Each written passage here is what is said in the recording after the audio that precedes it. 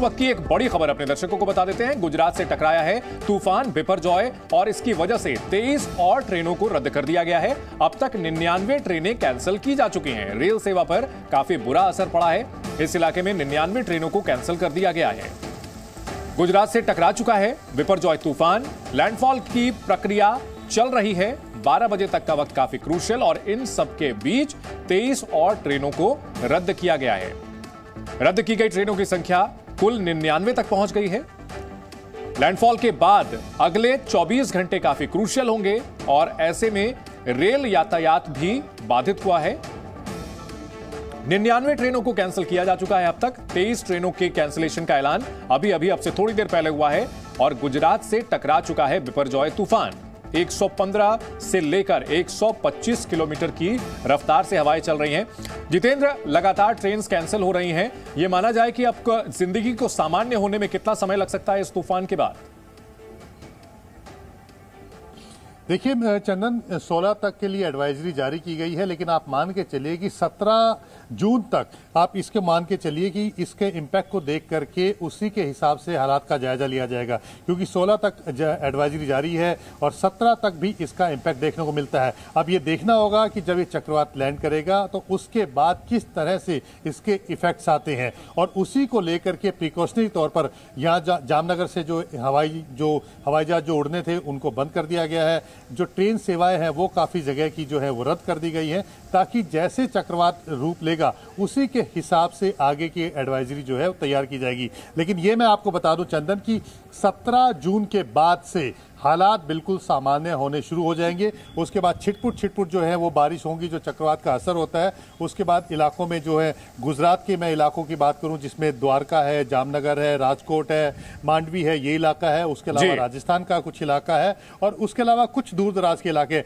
वहां पे छिटपुट जो है बारिश के हालात नजर आएंगे। लेकिन जो बाकी जो रेल यातायात है या हवाई यात्रा है उसको लेकर के ज्यादा फर्क नहीं पड़ेगा और 17 तारीख के बाद सब कुछ जो है सामान्य तौर पर होना शुरू हो जाएगा। जो एडवाइजरी है, जो खास तौर पर नजर रखने का जो समय है, वो आज रात से लेकर के 16 की शाम तक का है और इसी के बीच में पता लग जाएगा कि किस तरह से हालात बिगड़े हैं और किस तरह से चक्रवात ने रूप लिया है और कितनी तबाही मचाई है और कितनी तैयारी की गई थी। तो ये सब जो असर जो दिखेगा वो कल दिन में पता लगना शुरू हो जाएगा, क्योंकि रात के 12 बजे तक जब लैंड करेगा। जी बिल्कुल, रात के 12 बजे तक लैंड करेगा और ये पूरी प्रक्रिया चल रही है। लैंडफॉल शुरू हो चुका है, लेकिन आधी रात तक का वक्त जो है इसमें लगेगा और इसके आगे पता चलेगा कि इसका कितना इंपैक्ट रहता है। इन सब के बीच लगातार हम आपको तस्वीरों के जरिए दिखा रहे हैं, ग्राफिक्स के जरिए भी बता रहे हैं कि आखिरकार किस तरह से बिपरजॉय का लैंडफॉल हुआ है, क्या है इसका रूट। हम ये भी बता रहे हैं कौन कौन से ऐसे इलाके हैं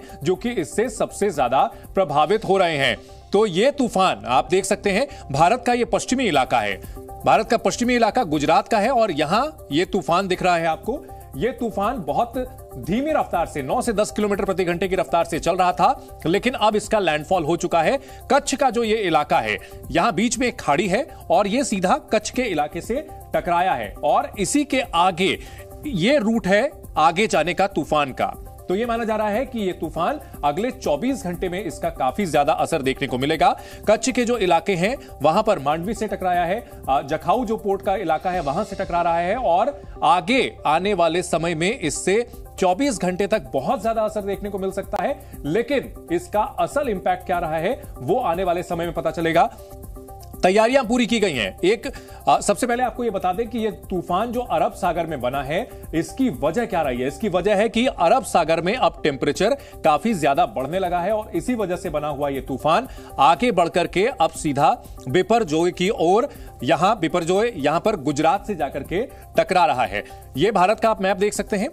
ये गुजरात का ये इलाका, तटीय इलाका, जखाऊ पोर्ट यहीं पर है। ये कच्छ का इलाका है, बीच में एक खाड़ी पड़ती है, खाड़ी के दूसरी तरफ द्वारका का इलाका है और ये मांडवी का इलाका है जहां पर ये तूफान टकराया है।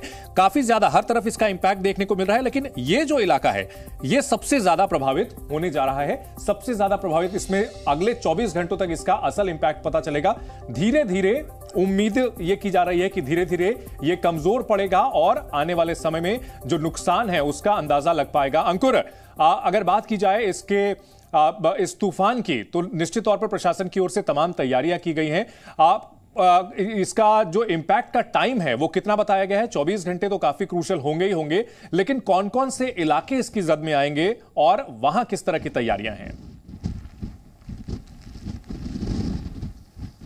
देखिए, फिलहाल तो मैं जब भी आपसे बात कर रहा हूं, हवा के इतने तेज झोंके, और अब जो मैं बरसात की बात कर रहा था, लुका छुपी का गेम जो चल रहा है बरसात का, वो अब शुरू हो चुका है। तो बरसात के छींटे लगातार आ रहे हैं, यहाँ पे खड़ा रहना, बात करना बहुत ज़्यादा मुश्किल होता जा रहा है। लेकिन दूसरी तरफ जो सवाल आपने किया कि इम्पैक्ट रहेगा, अभी 11 से लेकर 12 बजे तक का टाइम है जब ये लैंडफॉल होगा। लैंडफॉल के बाद कम से कम 5-6 घंटे तो इसका पीक जो असर होता है, जो इम्पैक्ट टाइम रहता है, वो अभी तो मेन रहेगा। सुबह के 6 बजे तक मुझे लगता है कि आप वो असर जो हवाओं के अंदर तेजी होती है, या बारिश के साथ जो तेजी आ रही है, या समुद्र में जो जबरदस्त करंट आया हुआ है, वो सब देखने के लिए मिलेगा। हाई टाइड आप यहाँ पे देखेंगे 6 बजे के बाद कल शाम होते होते धीरे धीरे हालात सुधरेंगे। तो ये कल पूरा शाम तक का ही प्रोसेस आप मानिए कि हालात आप कहें कि कम से कम थोड़ा स्टेबल होने की कंडीशन में आ जाए। तैयारियां पूरी हैं। तैयारियां चाहे एनडीआरएफ हो, चाहे लोकल एडमिनिस्ट्रेटिव बॉडी हो, चाहे पंचायत लेवल पे हो, राज्य सरकार हो, केंद्र सरकार हो, दूसरी एजेंसीज हो, सब ने प्रिपरेशन पूरी कर दी है। हालात ये होती है कि सड़क पे कुछ भी होता है और तुरंत उसके रेस्क्यू के लिए टीम जो है वो तुरंत काम पे लग जाती है। यानी कोई भी रास्ता ब्लॉक होने से पहले, अगर होता भी है, पेड़ गिरता भी है, तुरंत ये तैयारी है कि कम्युनिकेट हो, वो इंफॉर्मेशन जल्दी से जल्दी एनडीआरएफ के पास और दूसरी एजेंसीज के पास पहुंचे, एसडीआरएफ के पास पहुंचे जी, उसको तुरंत रास्ते को क्लियर करवाया जाए और कम्यूट का जो करने का तरीका है वो बहुत स्मूथ बना रहे। इसके अलावा लोकल जो हॉस्पिटल हैं या जो दूसरी बॉडीज हैं, उनको हाई अलर्ट पे रखा गया है। सभी जो कर्मचारी हैं नगर निगम, नगर पालिका के, उनकी छुट्टियों को कैंसिल किया गया है।